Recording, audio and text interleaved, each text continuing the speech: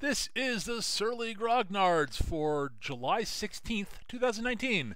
This is Peter Bowman, and as always, I'm joined by my good friend and co-host, Eric Carlson. How are you doing tonight, Eric? Doing all right. Wow, we've actually managed to do, like, multiple episodes, like, in a reasonable period of time. I'm shocked. This just isn't right. It's actually like we're getting back to the way it used to work.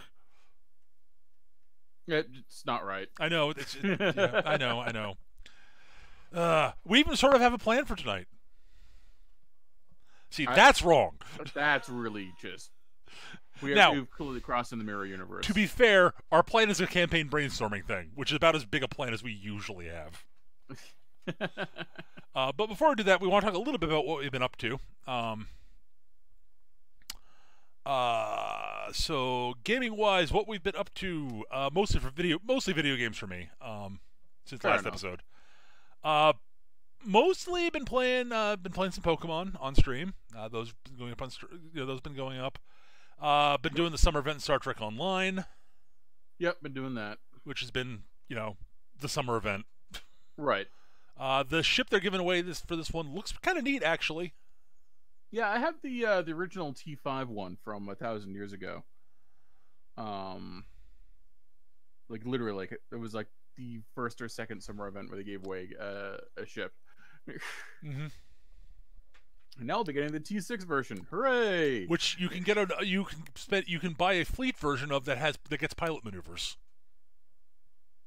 I didn't notice, so that's pretty cool. Yeah, it requires a one ship module once you have the ship, obviously.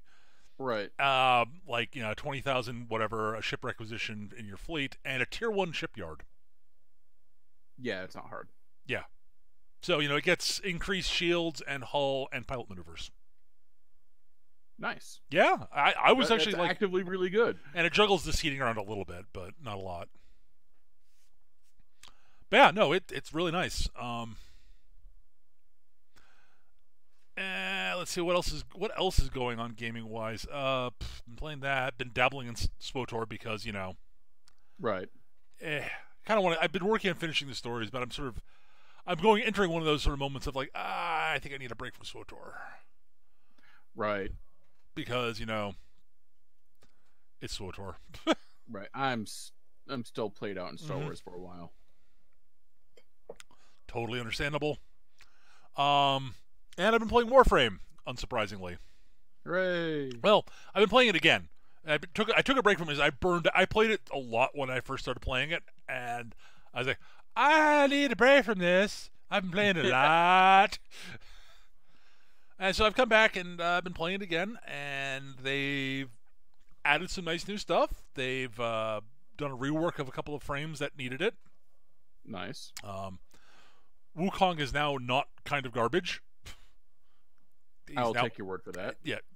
Basically, looks like garbage. In case we haven't made it clear, I'm not fond of the Eric does not like the aesthetic of Eric does not like the aesthetic of the Warframes themselves. There are a couple I've shown him that he says, okay, that doesn't look terrible. Yeah, it just looks bad. I'm not a big fan stylistically of them. I don't cast aspersions to them being badly done.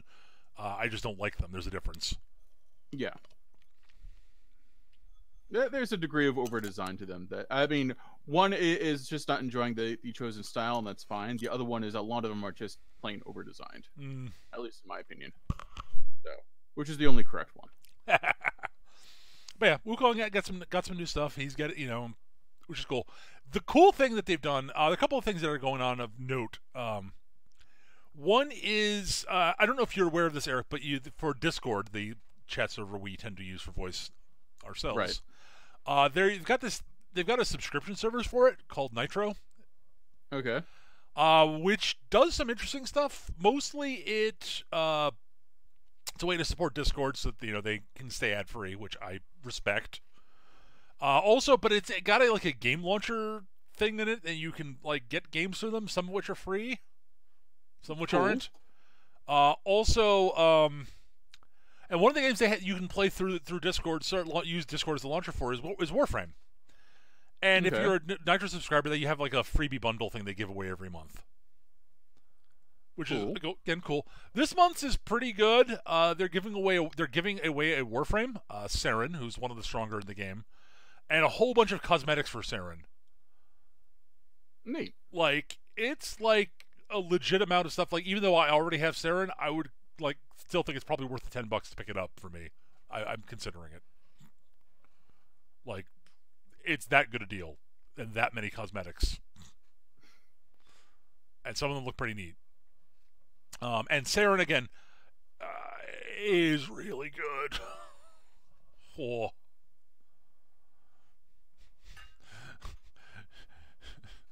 She is the poison the entire map frame Warframe. Ah, gotcha. She's like, yes, contagion. Everyone dies in agony. In bad, awful ways. And I'm the good guy. The other thing Warframe's doing, they actually very recently had their big yearly convention, TennoCon. They had their big reveal during that, some of which was pretty neat.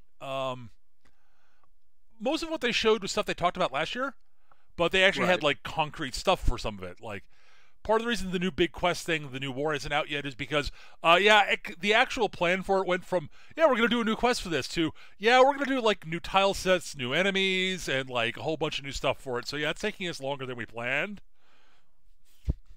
as opposed to just being a simple one little new quest. Right. Feature creep. It happens. Yeah. And it's like, okay, fine. If they're adding, if it's significant more content, I'm fine. Also, they actually showed off Railjack. So last year they showed off this thing where basically at the end of when they got to the end of the demo of the new open world thing they did last year, they demonstrated that and we're going to give everyone will have access to a spaceship, and you can go fight other spaceships, and you can go in the Arcwing things that fly out of the spaceship to fight fighters on the way to the enemy spaceship, and then board it and blow it up. And that looked cool. Yeah, they've gone a bit further than that this year, and they've actually got it up and running now. So you can build your own spaceship through your clan, nice. and you can have a full squad go on board it and do stuff. Apparently, you can actually recruit and hire crew for your ship that give you various bonuses and such. So you have like NPC crew that you can hire or get from quest rewards and stuff.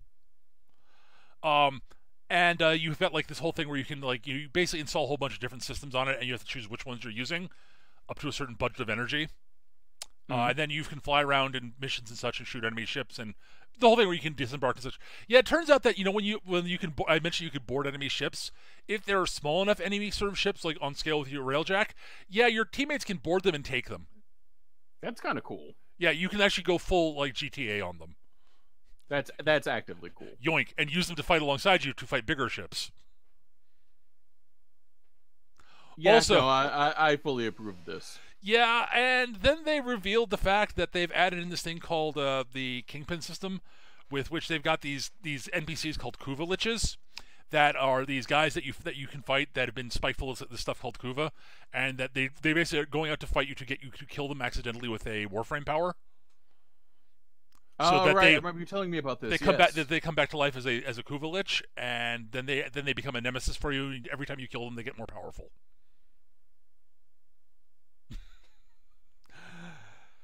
But that's not all. They've also introduced this thing that they're working on called Squad Link, where if you're doing a mission and you've hit this point where something comes up that makes things more challenging, then you might expect you can actually put up a little thingy for people on your approved list, which could be entirely public queue if you want, I guess, to do a separate little mini mission to go do that and help you out in your mission somewhere else in the map.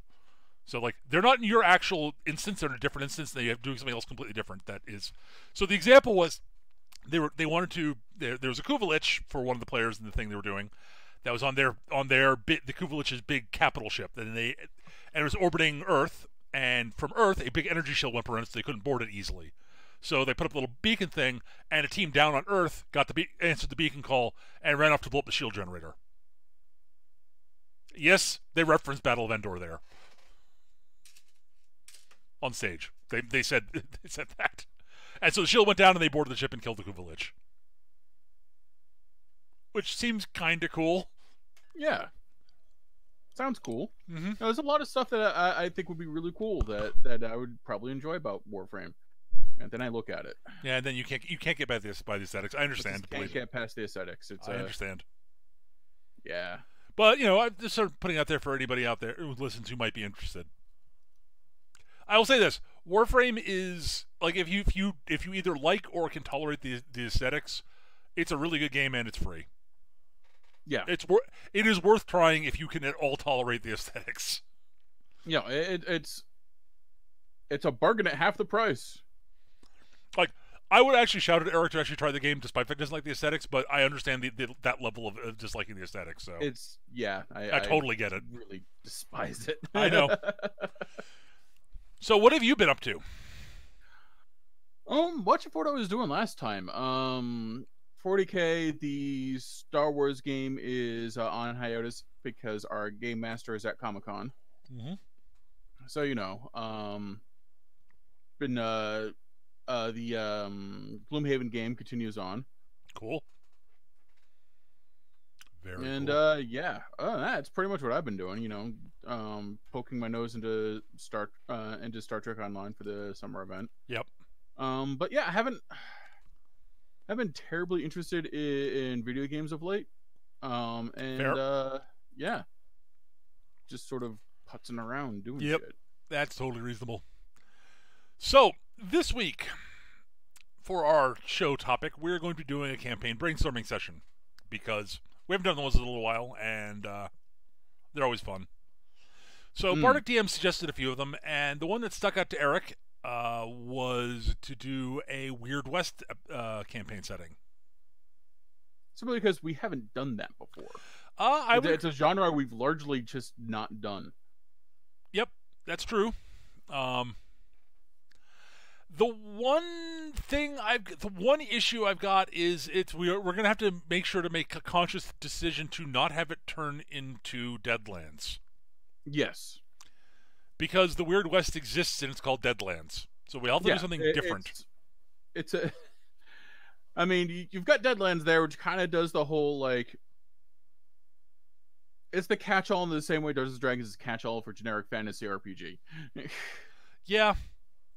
So, that's one of the reasons I sort of was like I read by it as like, oh, Weird West, but Deadlands exists. It's going to be hard not to like fall into that trap. Right. But Eric was interested, so I was like, okay, I'm willing to give it a shot. So, Weird West. So, Eric. Weird West. Okay, so we've got the Wild Wild West, and it's going to be weird. Yes. So I think what are we going to do differently? What are we going to do about it to make it different from a bog standard Western campaign? To make it weird. Okay, I think instead of doing the whole Ghost Rock thing, yep, and like having like gamblers be like spellcasters, okay, we can lean into the whole like 19th early 20th century spiritualism weirdness. Okay, you have mediums summoning spirits to do your wackiness for you. Interesting. And of course, you can play your vanilla guys also. But I like the idea of just like more like a Thurge than a wizard.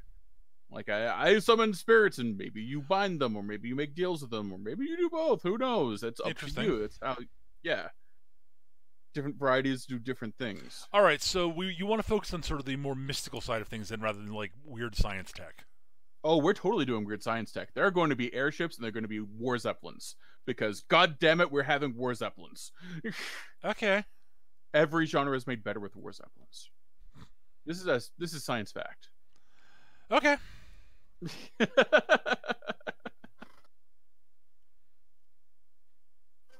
All right.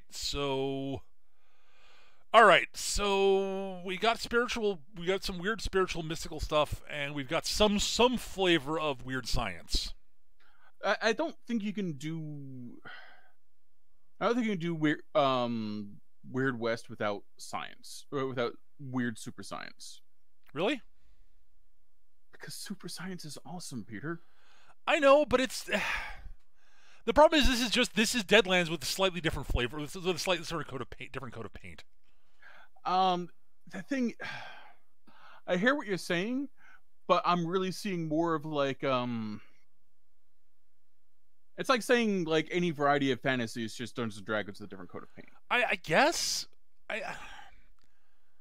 I'm just not. Like, I guess I'm really just not. I'm just not. No, I'm like, just not. overarching like conspiracy by demons to pollute the world with warpstone. I guess I just don't know. I'm just like looking at it, going, yeah, it's mysticism and weird science in the Wild West. Again, I don't know. It's orcs and elves in medieval Europe again. Yeah, you're not wrong. You're not actually wrong about that. And there's a reason most fantasy games that are bog standard, like, you know, the race that you see D&D with sort of traditional basic magic stuff, largely fall by the wayside. People come back to D&D. It takes stuff that is noticeably different from a flavor standpoint to change things up. Like like, you know, name another fantasy RPG out there that's not D&D that has the basic D&D elements to it. That's Pathfinder. Still going. Yeah, Pathfinder. That is legit. That's D&D, Eric. I know it's D&D. Literally D&D. It's literally D&D with the name, with Dungeons and Dragons crossed out and Pathfinder written on. Fantasy Age. They're that is out there. very, They're very. Fantasy Age is very different as a generic fantasy system. Sure, but you're making the same argument here. No, I'm not actually. Okay. Because again, there is a lot more. Fantasy Age is Fantasy Age in and of itself is not actually a setting. It's just a set of rules. Okay.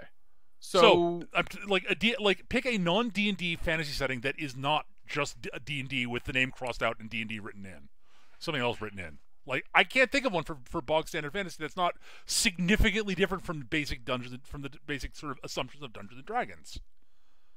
Well, sure, but there's also the fact that Dungeons and Dragons has also largely covered all of those with its various worlds. Like, kinda. Eberron is the Eberron Spelljammer's noticeably different. Planescape is different. Eberron's different. Dark Sun is Dark Sun noticeably different. Those are noticeably that D&D's been around for a long time, so of course that's going to happen. Yeah. But there are other fantasy games out there that are not D&D that are very different. Iron Kingdoms, Amber, Dragon Age is very different from a flavor standpoint because of the ways they've set things up. It's not just bog standard fantasy. Okay, so I mean, what about what you're talking about, Eric, is noticeably different from the way Deadlands does stuff? That's what I'm trying to get at. Okay, I think I hear what you're trying to say, but I also don't necessarily agree. Because an integral part of Deadlands to me has always been Ghost Rock and Undead Gunslingers. Like, those are the things I think of when I think Deadlands. Yeah, see, while I agree with you to a certain degree, those are the things I literally give the least shit about in Deadlands. Okay. I'll be honest. I mean, I'm gonna be honest, I think those things are awesome. Honestly, Deadlands does nothing for me, and I'm very cold toward the Weird West as a setting, just in general. Okay. Actually, that's not true. I'm interested in the Weird West if you go either to the tech side or to the fantasy side, and the using both is just like, oh yeah, okay, it's diluting both. See, when I hear Weird West, I think like spaghetti western meets Hammer Films. Yeah, but you don't like that's like mad scientists and werewolves and Dracula's there, and he's got guns, and that's awesome. I guess. I see. That's fine. See, I don't know. Yeah, I don't know. I'll admit I'm having trouble. I'm struggling to engage with the Weird West to a certain degree, and that's why I'm asking you for stuff to basically like try to click my brain in here because I'm not clicking. Well, honestly, one of the things I was going to mention before this discussion was undead aren't a thing. Okay, sure. Like when you're dead, the end. Well, Great. Maybe you get brought back as a spirit to help some spiritualist do something. But yeah, other than that, you're dead. Okay, so in that case, we're not having the vampires thing. Okay, that's cool. No Dracula, and I'm down with that. Okay, but but werewolves are a thing. Oh, sure, fine. That's fine. Werewolves are a thing. Wendigo are a thing.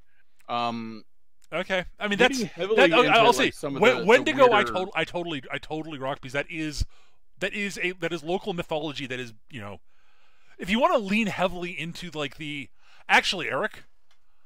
I think that if we want to embrace sort of the sort of spiritual, mystical side stuff, we should lean heavily into mythology. That's exactly where I was going to go with this, actually. And I mean, like specifically, and not just like, you know, the wild, like the mythology of the natives in the Wild West. I'm talking like, you know, bring the Fae into this, because Absolutely. you know. Because you know, yes, exactly the point I was working towards. Okay, you're beginning to get me on board with this because, like, bring the Fae into this because of the Irish immigrants that are brought over to work in the railroads. Bring the Fae into this. Bring a lot of stuff from Chinese mythology. Bring Oni in there. Well, not Oni. Some of the, not Oni would be unlikely. Oh, you're right. You're right. Japan's still all crazy and isolationist at this point. But like lots of stuff from Chinese mythology. The Chinese stuff. I'm not as familiar with Chinese mythology. I'm not either. Is the problem, but. So we'd have to research that, but there'd be Chinese mythological weirdness going on. But like, you know, you could have like, you know, if you want to have magic in the setting, like you're going to get a very different flavor of magic by like you're throwing in like, you know, Taoist sorcerers and shit. Sure. Or God help me, you could start throwing in weird, like, okay, we can start throwing in so if we're bringing in sort of the weird Chinese mystical stuff, we can start working in some sort of like kung fu stuff too. Oh, absolutely. All right, we want to go real. We want to really go Hammer Brothers. We're gonna have werewolves fighting. We're gonna have werewolves fighting Bruce Lee, while Clint Eastwood provides fire support, and Frankenstein builds a super weapon. This is what I'm working towards. Okay, actually, Eric, if we want to go for the closest thing to the undead. Is stuff like our constructs. Yes. Oh yeah, like Frankenstein's a thing. He's out there. Yep. And his work has been published and replicated. It's highly illegal. Oh yeah, totally. Yes. But oh god, like I can totally envision some Rob Baron who on the DL hiring some like mad scientists to build him like Frankenstein like constructs to do work for him to like tunnel and shit. Oh, absolutely. And as Union Busters. Oh yeah. Monsters as Union Busters. There you go. Yeah, there we go. Okay. Okay, see, we've hit an angle that makes it actively different from Deadlands, which I approve. See, this is which is what I was working towards. I understand, but that's why I was asking what makes it different. Okay. Like, I actually think like sort of the another possibility for working into getting a vanilla human into mysticism is what sort of a almost like a warlock pact with Fae or Chinese spirits or whatnot, where you're granted very limited arcane abilities. Sure. In exchange for favors. Sure. Yeah, no, as I said, you know, I'd be happier if we were leaning one way or the other, but I'm okay with what we're doing. Okay. Because I honestly don't see why you can't have like I desperately want like I know. War Zeppelins firing lightning cannons. I'll admit, monster. I'm tired. I'm actually tired of that aesthetic. That's the best aesthetic. But steampunk and that sort of ilk is so overdone at this point. Like it's been done to death. Peter. Yeah. I still really love cyberpunk. I never stopped loving cyberpunk. I know. Cyberpunk is less overdone. It's gotten a break. It used to be. Cyberpunk used to be but we got a break from it. We haven't gotten a break from steampunk. It's always been more niche, though. Yeah, I know, but I don't know. I think it may just be the group of people I hang around with, but like I'm just like, yeah, I've had enough War Zeppelins. I didn't think I'd ever say that, Eric. Oh, you're in the same problem I am with D&D. Or with not with D&D, with Star Wars. Like you know, Tesla lightning blasters don't do anything for me anymore, man. That's just very sad. I know, it's the worst. Well, I'm also thinking like. Actually, it's not so much that the classic like pulp stuff, like the werewolf scientist gunslinger. How awesome does that sound? See, that's okay. It's fine, I guess. I'm more interested in the mad scientist gunslinger than the werewolf mad scientist gunslinger. Sure. You can have a mad scientist gunslinger, but and I'd you like have the werewolf gunslinger, and they could be best friends. I guess, and they sure. can fight Standard Oil. I mean, I'm not disagreeing with you. It's not that it's bad. It's that, you know, I think it's not so much that I'm tired of steampunk. It's I'm tired of the intersection between. I'm kind of burnt out of the intersection of magic and technology. Like, I kind of want to see more sort of just, you know, let's just do sort of mysticism or just do technology. But I'm okay with where we're going, so don't worry about it. I just sort of I'm explaining sort of why I'm sort of why. If you feel better about it, we can drop some of the. No, we'll keep going, dude. We could drop some of the more sorcery aspects of it, but I definitely want like fairies and werewolves and Zhangji and other weirdness in there. It's the Weird West. That's going to be a thing. Okay. No, I'm fine. Well, sort of Duwani. And Frankenstein. Duwani's like the Wild Wild West TV show, kind of, except, you know, with Eric wants some like werewolves and stuff like that in there. I'm okay with that. I seriously see the idea of like playing a Wendigo as being an option. Yeah, it's all Wendigo, sure. Like, seriously, skin dancers? Yeah. Like that's dude. Like, you know, if you want to dive, I actually see skin dancers as being like a major antagonist because they're like motherfuckers coming into our coming out onto our planes, and like I see werewolves and fairies and white dudes and screw all these assholes. Depending on what type of campaign you're playing, obviously. If you want to play you could totally be on the other side also. Right, but if you're going for a sort of a working for the sort of the settlers and such, honestly, I'd see the Wendigos as antagonists primarily too. Like, you're like, except Wendigos are sort of like werewolves in that you're kind of infected, if I remember correctly. Kinda, yeah. Except, remembering my mythologies correctly. But they're primarily tied to the. They're primarily sort of an aspect of the native tribes. Yep. Who are sort of, you know, unless they like, you know, I'd see them as, I don't see, like, I guess if you're allowing werewolves to be player characters, I guess you could have them, but like, given the setting, it seems like it's given the where we are and what the timeline we are. My gut feeling is that the Wendigo are probably primarily just antagonists for almost everybody. I can see that. That's sort of where I'm feeling with the skin changers, because what little mythology I know about them is that they are supremely evil entities. Oh, like, you do not fuck with skin dancers. No, you don't, and you don't fuck with Wendigo either. True. I mean, depending on the version what of mythology, I'm saying is, I've heard myths of like heroes fighting Wendigo. No one fights skin dancers. You leave. Well, yeah, but that's my point. Is the Wendigo are a you know, but like, there's not much about, like, you know, I don't know of any tales of sympathetic Wendigo is my point. Sure. Well, there aren't a lot of tales of sympathetic werewolves either. There are at least tales of Wendigo you have pathos for because of, you know, the tragedy of their condition. Sure. Most of the tales of Wendigo that I know of that when they were something else before that, usually they were awful people before they became Wendigo. Sure, fair enough. Like, because, it's usually tied to hungry, and Bob's looking really tasty. Yeah, exactly. It's tied to cannibalism. Cannibalism is rarely portrayed as anything with pathos, Eric. I'm sorry. I know your predilections in Fallout, but delicious bandits. Oh my god! But yeah, so all right, so we got. So we're looking at basically, okay, so we're looking at sort of mostly a somewhat historical Wild West. Sure. Are we doing this pre or post Civil War is the next question. Oh, I think I'm leaning towards post, just so we can say I'm yes. I'm leaning towards post also. But I think that like that could be something that the individual game master can decide. I guess, but I kind of want to sort of say, yeah, this is post world, this is post Civil War. Guess what? The South fucking lost. Sorry, yes, well, I'm a little bitter. The South lost, and yeah, go Sherman. Sorry.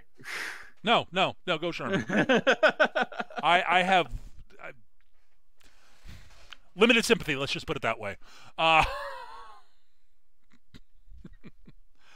So yeah, let's see. All All right, so yeah, I'd say post World War. I not post World War, post Civil War. Largely because you can have like it gives us another source of sort of sort of Sure. antagonisty types, and So if you can want to have, play, yeah, you can have Southern rebels that never gave up. Right. You, also gives you another pool for player characters with escaped slaves. Mm-hmm. And you can bring in some of the guys that do like Santeria and Voodoo and some Sure. of the other religions that grew out of that shit show. So so in terms of sort of spiritual concepts, we have sort of magical concepts, sort of power sources. We've got sort of the Santeria / and or Voodoo sort of areas, right? From those parts of the world. We've got those who've made deals with the Fae from the Celtic parts of the world. Right. Yep. So a lot of so, and possibly like people who aren't originally Celtic, but who have run into some of the Fae who came along with the Irish. Yep. It's like, sure, I'll make a deal with you. Why did you? And you can have someone go, no, why did you make a deal with them? Never deal with the Fae. He had a pot of gold and never trust a leprechaun.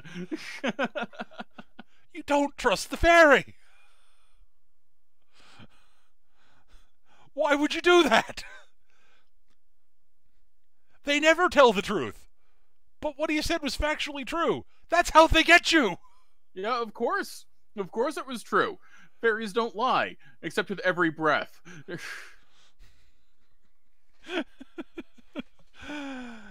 So we got that. We got some Chinese mystics, Taoist sorcerers et al.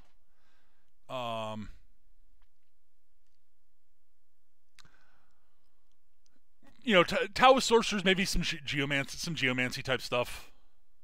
Might as well throw in some like revivalist Christian weirdness. Oh, sure, absolutely. You're gonna have miracle that. workers type of deal. Oh, totally.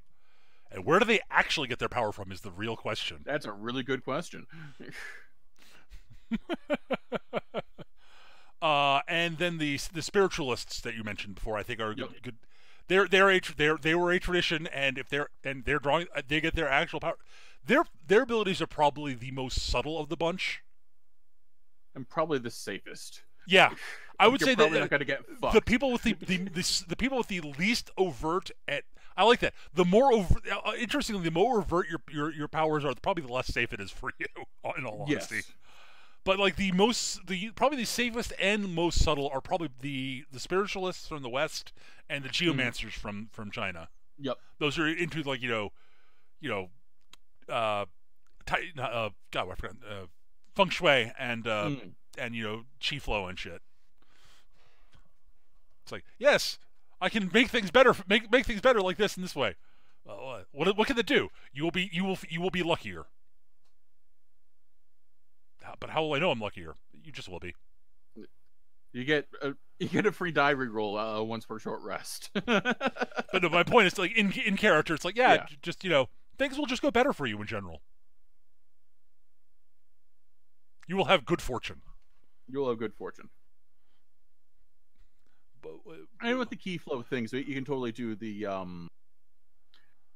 like kung fu, like I punch ghosts type of deal. Absolutely. I think that's definitely going to be a thing. Yeah, and like I think that there very well might be like odds are there'll probably be some people from like the natives who are like or monster hunters who are actually helping out the settlers and such to deal with the various because there are some natives who nobody likes Wendigo. Nobody likes Wendigo. Like even those werewolves don't like the Wendigo. The Wendigo give the werewolves a bad name. Yes. I like the idea of there being like a tribe of werewolves who are like desperately trying to like make werewolves be less of an awful thing, like considered by it's like no, we're not complete monsters. We have to be like once a month. We can't be around people, and that's okay. So, dudes, like seriously, once a month we turn to wolves. It's bad, but like, it's not even necessarily bad. Just I actually really like this idea that there's this like small settlement of werewolves, and they've managed to gain control over their impulses, except for like that one time a month, largely due to like being exposed to different meditation techniques from both the West and native peoples. Sure. And being able to hybridize those into, so it's like, wow, I don't want to rip out everyone's throat every time the sun goes down. That's amazing. And even the even with the full moon, like as long as they have actual like animals to hunt, they're fine. Yeah. Like they don't automatically go for their loved ones type of deal. Right, see, yeah, it's like, oh no, like I don't have to hunt humans. There are buffalo here. Buffalo, there's more meat there. Also, if I really want to hunt something that's, you know, bipedal and borderline sapient, I can go fuck up the fucking Wendigo and no one will complain. Nobody complains about the Wendigo. And probably the Fae too, if it can catch the fuckers. Yeah, I actually can see like the Fae enclaves going, God, we hate those goddamn werewolves, but we can't take them. Like, we can't actually go head to head with them. They won't make deals with us because they're not stupid. Also, no, they can't make deals because they're already affected by some magical. You can only ever be affected by like one supernatural force. Okay. So you can't, like, werewolves can't make deals with the Fae or be or be mediums or like. Okay, I like it. Okay, so you can't cross the streams. The more practical versions of Santeria or Geomancer and that stuff. Actually, that's the one thing. Like the one thing that like almost nobody knows is that like chi techniques actually work for almost everybody because it's not actually magic. Except for corpse constructs like Frankenstein monsters. Oh no, they have an entirely different chi flow, and no one's figured it out. Oh no, they're dead. Yes, they're not undead. No, they're not actually dead. They are technically alive. It's as far as like they're like as far as someone is like a geomancer is concerned or a chi practitioner, like you look at them and you go, they don't have a chi flow as far as I can tell. Like, they're breathing, their hearts are beating, but I'm getting no sense of chi off of them, which is impossible if they're breathing. So the constructs are like immune to a lot of the kung fu powers beyond beyond just punching them really hard. Right. It's like, I will hit this interrupt your chi flow here. That's nice. Punch. Ow! But your arm shouldn't be able to move. Why? It's made of like 4 people, dude. Ah! Actually, I like the fact that like things that like so there's a subset of things that like so chi works for almost everybody, except for like the constructs. But the constructs probably can't use it, but they have the benefit of being immune to it. Right. Mostly. There's probably weird things that you could probably do that would work, but and I actually like the idea of like one of the mad scientists figuring it out that no, you just treat chi as electricity. You have to hit them someplace to like activate the resistors. They have resistors? I don't know. Apparently it works. And like it's theoretically possible for like werewolves or Wendigo or things like that to actually use chi powers, but almost none of them can because they are not capable of centering themselves. They're generally not capable of centering themselves to the degree you need to use it, because they are filled with rage and anger and beastly passions. Awesomeness, right? So like a werewolf who was able to like learn how to meditate and do that would actually be abject, and then actually started studying kung fu would be abjectly horrifying. Fortunately, it's almost impossible. Yeah. It's like everything's like, yes, it is theoretically possible. It is extremely unlikely. And it's not for the purview of player characters. You can play a werewolf, but you can't play a werewolf kung fu master. A werewolf chi manipulator, shall we say. No, Kung Fu Master is actually probably a good or you can't play a werewolf geomancer, Kung Fu Master, or like you want to play a werewolf martial artist, fine. You just don't get any of the chi powers. Yep, you don't get the chi powers. And that's made up by the fact that you're a fucking werewolf. Right. Exactly. Oh no, I can't rebalance my chi flow to cause myself to heal more rapidly, or to cause my opponent grievous bodily harm. I guess I'll have to satisfy myself with regenerating from anything that's not silver or fire-based, and be able to tear people's throats out with my giant teeth. Fucking claws.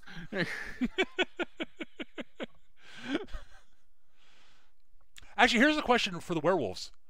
I know the answer. I'm certain I know the answer for your answer, but I'm going to ask it anyways. Okay. So, do the werewolves have the intermediary form, or are they just humans or wolves? Well, of course they do. It's more awesome if they do. Okay. I was almost certain that was going to be your answer, but we're going with it. It's the Weird West rule of cool here. I know. I was actually my inclination was to stick closer to the mythology and not have that, but I'm go with rule of cool. I'm okay with that. I'm fine with it. I think it's easier to balance from a gameplay standpoint to not have the intermediary form, but I'm okay. It doesn't matter, honestly. I mean, we've already got like friggin' I know. I know. Like wire fu martial artists. I know. And like John Wick level gunslingers, and we have John Wick level gunslingers. Okay, of course we do. They have to have a cool thing too. Okay, sure, fine.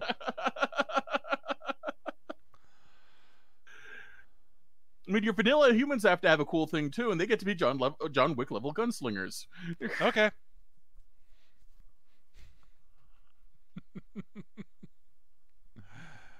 All right, sure. All right, so we got that. So we need more sort of setting stuff, like actual like setting stuff beyond the like, you know. So we got these sort of general sort of. So we've got people who do. So we've got people who can do weird science. Right. And so apparently we have the U.S. government has war zeppelins. Of course it does. So does Canada at this point. Oh yeah.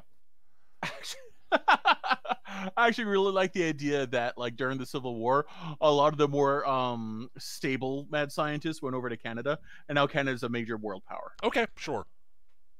I like that idea. I actually like politically, I really like the idea that the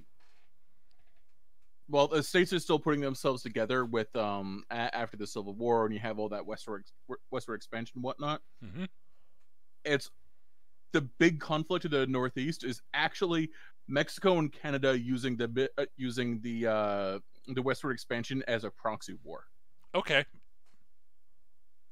Sure.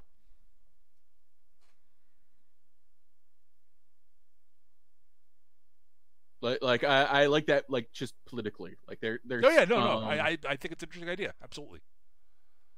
Especially considering we always forget that Mexico is actually a much bigger deal before. Oh yeah, no, totally, no.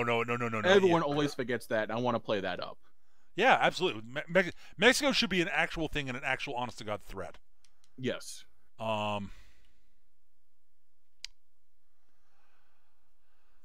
Like, I want to say that, like, they don't have quite as much of the, like, they don't have as much of the mad science that Canada has. No, actually, Eric, here's my thought. So we've got sort of out in the Weird West, we've got this weird melange of weird sort of, you know, spiritualists and magic and such, and weird science, you know, sort of mad scientisty type stuff, all being brought together as sort of a weird sort of coalescing thing. That's sort of where the U.S. seems to be moving to, some sort of weird coalition of the two. Canada is almost is primarily and heavily focused on the weird science aspect because of all the weird mad scientists who moved up there. Right. Mexico is very heavily magic based. Yeah, I can see that. Like they've got tech, but they don't have any like the really weird tech. Right, just like Canada will have magic, but they don't have any of the really weird magic. Right, they have some magic, but like but you know, most of what Canada's leaning on is the weird science because they got a whole bunch of these, all those, you know, those mad scientists moved up to Canada during the Civil War. Yep. And I like the idea. I like the idea of like, Mexico's become sort of a like how do I want to phrase this? Like whatever your spiritualism or your or religion or magic weirdness, Mexico accepts you and loves you. So you have like Okay. old like classic like you have like old school originalists like Aztecs, and you've got a lot of like Catholic sturges and a lot of the Santeria and voodoo people for fleeing the south ended up in Mexico and being welcomed. Like that ends up being the big deal. Like Catholicism is still the big deal in Mexico, Right. but like the other stuff is much more prominent than as a result of the lunacy that was. Okay. Here's my thought for this, and the like reason behind like an Aztec revival is actually like a Vogue thing in Mexico right. at the moment. And here's my thought behind this: is local Jesuits decided to be fairly Jesuit and be very practical. Yes. And said, okay, we see what's happening with the war between... We need to give ourselves an edge against the U.S. Because when the Civil War ends, whoever wins, they're gonna look south. Yep. And they're primarily Protestants in the United States. Yep. So... And we remember the 30 Years' War. We right. remember what shit show that was. Right. So we will... quote, embrace any sort of mystical powers or anyone from any whatever faith, with the eye to eventually converting them, and being classically Jesuit, thinking very long term on that. Yes, it's like no, I think it's a great plan. I think this great. Is actually behind the scenes. It's the Jesuits manipulating things, because I like the Jesuits behind the scenes manipulating things. I think it's something that's not done often enough in gaming. Yeah, because the Jesuits are good like that. And good in air quotes. They're skilled like that, I should say. The Jesuits know their shit, is what we're saying. Yes, they are very well educated, and are very practical usually, and often quite ruthless. So yeah, okay, yeah, I'm down with the Jesuit like shadow campaign. And like I'm willing to bet also there are probably some like Dominican monks and such that were very vocally against all this that Mexico has kicked out. Yes. Because the Jesuits are like, no, you are not fucking things up here. Not like it did happen in Japan. Go away.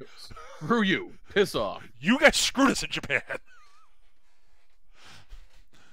But I dig the idea of like an Aztec revival. Absolutely, I agree. In sort of the same way, like post Civil War, you had a lot of that like Baptist revival in the South. Sure. You have sort of a similar thing going on with Aztecs in Mexico. If the Aztecs are local to Mexico, I forget. I think they're in Mexico. They might be like closer down towards like the Yucatan, but no, I'm pretty sure they're in Mexico. I thought for some reason I thought the local I forget which crap I forget.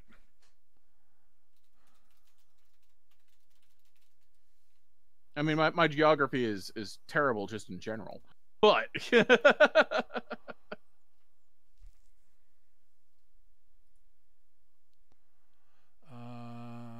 pre-Columbian. So the pre-Hispanics. So we're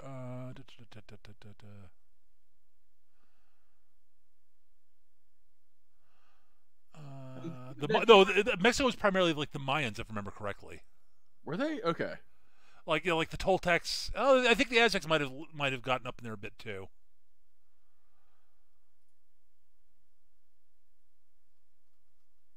I'll have to do more research. We'll have to do more research. We'd have to do more research on that. And honestly, like I don't think it particularly matters because it's the Vogue New Spiritualism and sure, whichever. But yeah, it's either it would likely either be the Mayans or the Aztecs, or maybe the Toltecs, I guess, possibly. But if you're talking about sort of like a sort of But even that, I don't think it particularly matters. It can still be the Aztecs because it's the Vogue New Spiritualism, and like the actual geography or facts of it doesn't matter. It's the Vogue New Spiritualism. I guess, yeah. It's the way these things work.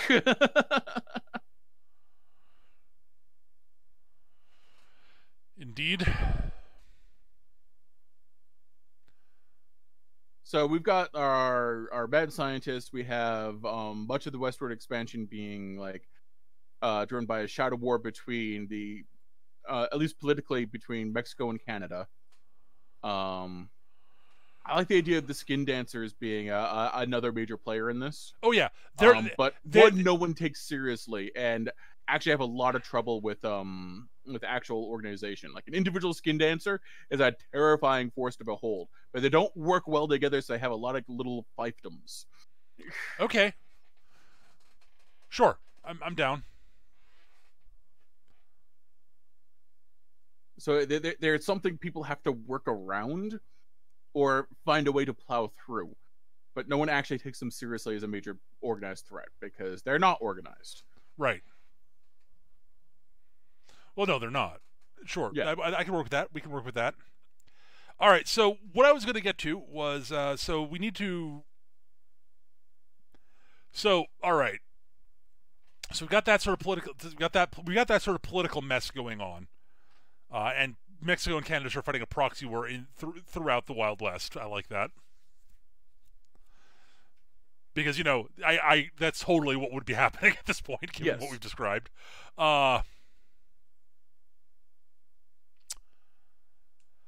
All right, so who are the other major forces out there? The railroads would definitely be a major force. Yep.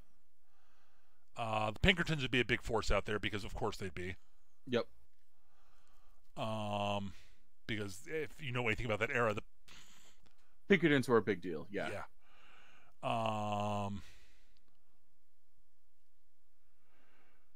So yeah, you've got the railroads, you've got Pinkertons, you've got the oil monopolies are just starting to become a major force around this era. Largely driven by the demands of the railroad companies, actually. Yep. I like the idea of the various natives tribes actually being like a major political force that you just can't roll over like what happened in actual history. Right. Partially because they're being funded by Mexico and Canada. Yep. And they're totally playing each off the other. Oh yeah, totally. They're playing each off the other and like basically just trying to keep those damn American wankers off their land. And you know, like magic works. Right.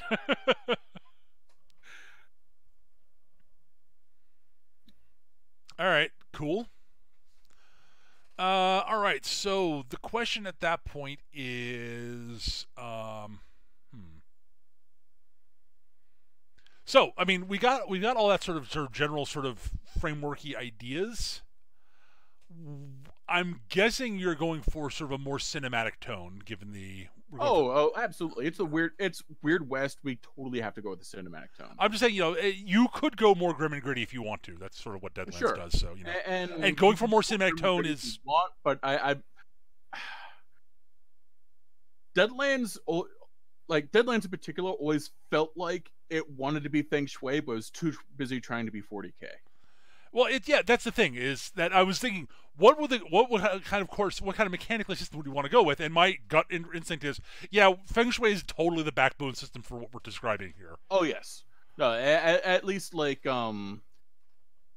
at least what's informing like the tone we're going for. And it doesn't mean you can't do like spooky horror stuff, like why is this town completely being ignored by all of this stuff? What's going on here?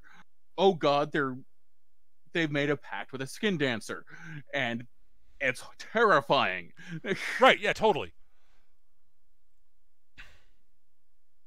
No, like I think Feng Shui is a good possible sort of core. Sort of the basic mechanics behind Feng Shui is probably at least the philosophy we should be drawing on mechanics. Oh yeah, totally. Yeah. But it is the philosophy we should be drawing on. It's like keep it simple, encourage improvisation, but don't make it so uncrunchy that like that everything sort of blends together. Right. So Feng Shui there should be some mechanical crunch differences between gunplay and martial arts and the various types of sorcery. Absolutely. a gunslinging werewolf should feel different mechanically than a skin dancer. Yes. And that should feel different mechanically than a voodoo hogan. Which feels different from a mad scientist, which feels different from a flesh construct. Right, which would feel different from, and again, different from, a spiritualist. Which feels different from just a normal dude with guns. Right. Which feels different from a Christian, I don't even know what, miracle worker? Snake handler? Oh, yes, snake handler works nicely. Oh, that's more of the Presbyterian thing, but whatever. I mean, but there are a bunch of different traditions that have sort of similar sort of feels to them. Sure. But yeah, I see. I know what you mean. So, all right, what sorts of games would we be running out here? Is the real question. I mean, there are a bunch of options, obviously. Oh, sure. Like you could play as Pinkertons. Yep. Like that might be like the default. Like here's the suggested like starting thing for your campaign as you are playing as Pinkertons.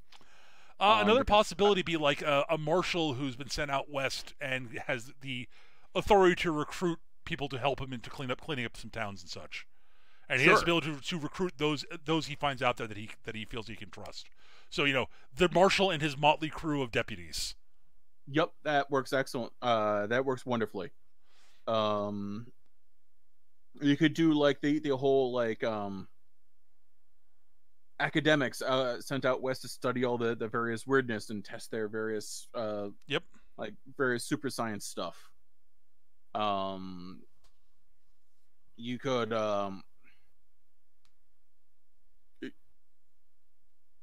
be working for the U.S. government. Yep. There are tons of different things. I mean, yeah, like Marshall and Pinkertons are the two that like instantly clink for me. Yep. Like those make the most sense. You could be Mexican or Canadian operatives. Hell, you could be a group of settlers who've just come out west and trying to make their way. I mean, absolutely.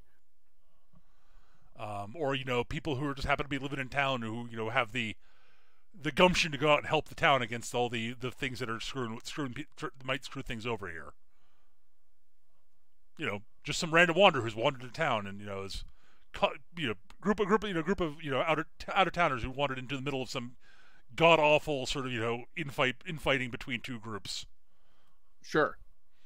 Or come into a town to find that it's been taken over by a mad scientist or like a some fey-touched weirdo, and the town needs help getting out from underneath their thumb.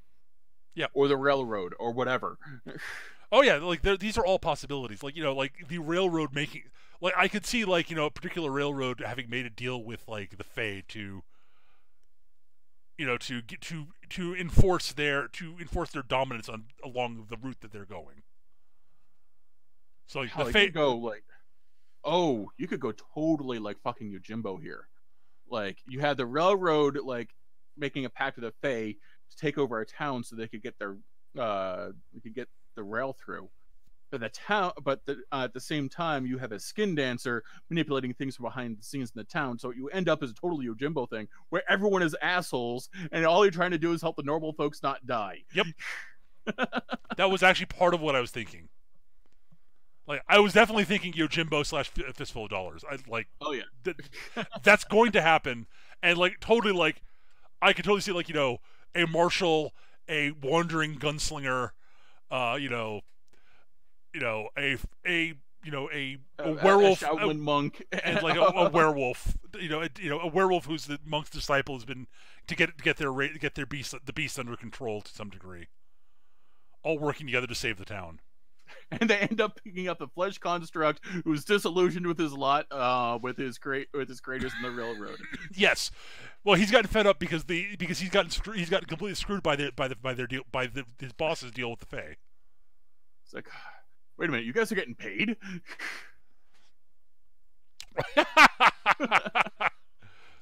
Wait, why don't I get paid? You're a construct. You don't get paid. You work.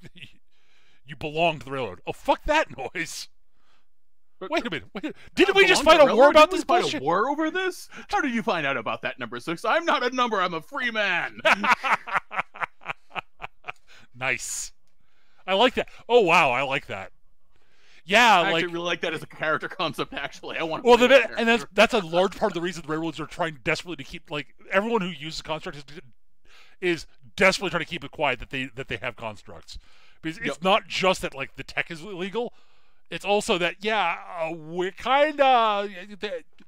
They're like, oh, yeah, we've got... Oh, the constructs, yeah, they're not sentient.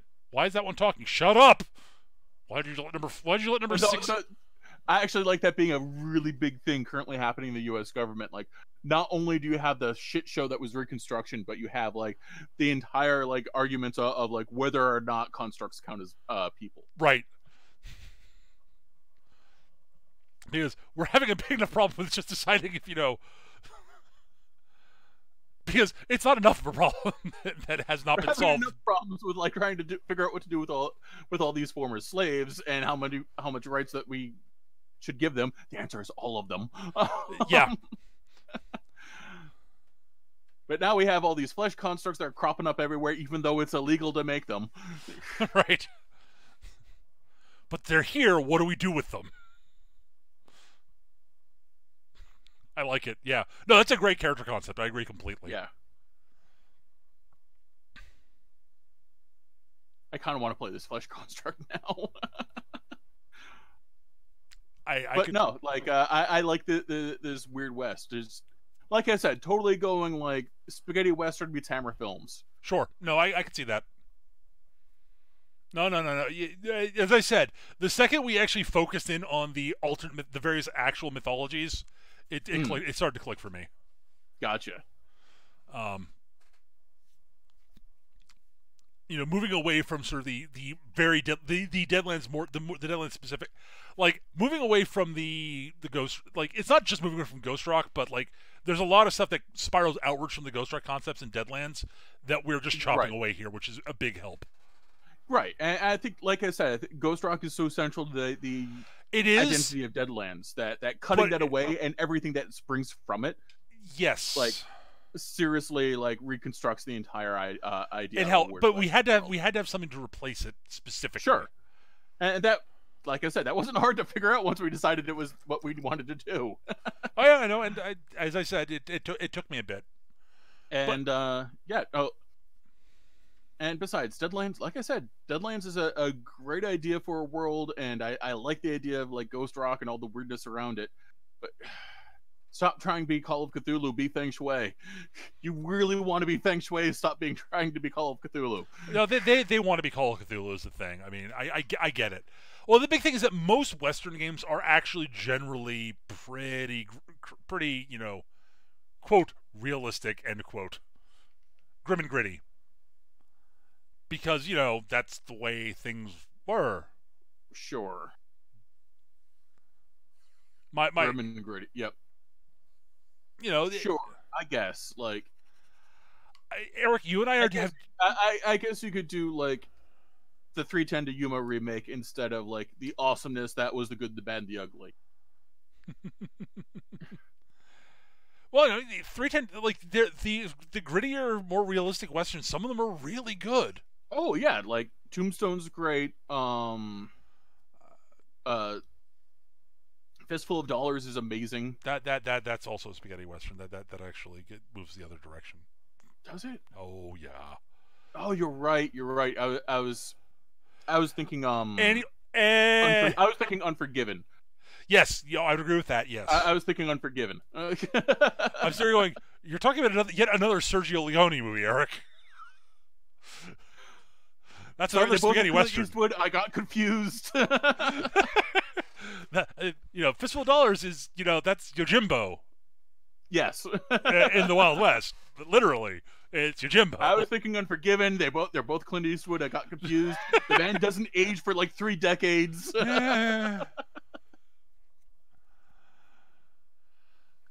Oh, yeah. So, yeah. I think that's a good core of a Weird West setting.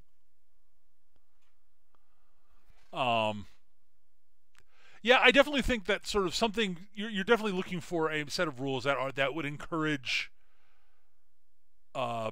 mechanical differences between sort of the general sort of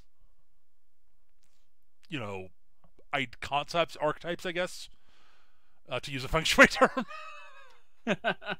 and is more cinematic rather than it needs to be easy and fast to play, but not as rules light as it sometimes gets out there for games like that. Sure, it definitely needs some mechanical. It needs some crunch, absolutely. Mostly to make differentiation easier.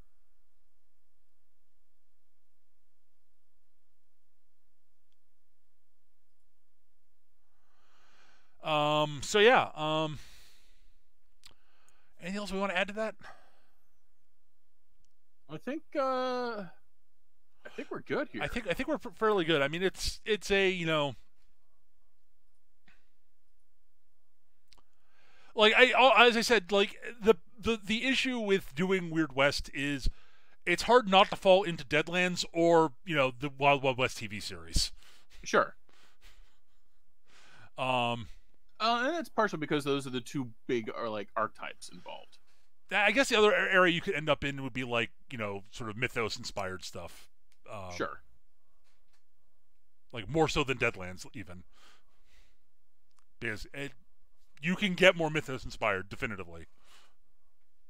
Because Deadlands is yeah. Deadlands is a fun world that I want to play around in more, but I want it to be more fun and less. You are doomed. You are doomed. The world is doomed. Let me just say this right now. Having read through the setting, everyone is doomed. Everyone is already lost. That's fine, but I've played Call of Cthulhu. I'll go to Call of Cthulhu for that. Yeah, Call of Cthulhu is a more interesting sort of you've already lost. And you can do more to actively do stuff to delay things. You're really screwed in Deadlands. But yeah, let's see. Anything else? I think that covers basically everything as far as I can tell. I think so. All right. So yeah. Thanks to Bart DM for the suggestion. We may come back we'll probably come back to more brainstorming in future. We'll just have to come up with some ideas for that. But I think that's going to do it for this week. I don't think we have any viewer questions, so we won't do those. Yep, no viewer questions. But we do love getting viewer questions. So that if you are listening to the show and you've got questions for us, we are more than happy to try and answer them. If you got the questions you'd like us to answer in the show, send them to us. Our email address is surlygrognards@yahoo.com, surlygrognards@yahoo.com. Or you can post them in the comment section on YouTube, or you can hit me up on Twitter. My Twitter handle is @MechaGM. If you got feedback for us, constructive criticism, etc., ways we can make the show better, we love getting that shit. Please send it to us. Same places as before. And, of course, if you have show topic suggestions, oh, God, we love those. We really do. Those are great. We may not get to them immediately. We may not get to them at some point, but we love reading them. We love seeing them. Because it means that we don't just, do just campaign, brainstorming and then talking about what games we've been playing. Or whatever happens to float our boat at the particular moment. Yeah, this is true. But yeah, that's going to do it for this week, I think. So, I think so, yeah. Yeah. All right, guys. Thank you so much for watching. Hope you guys enjoyed the show. We'll be back next week with some sort of tomfoolery. I don't know what, though. Worst case, we'll figure something out. But anyway, that's going to do it for now, guys. Thank you so much, and we'll see you guys next time. Bye, everybody. Bye, humans.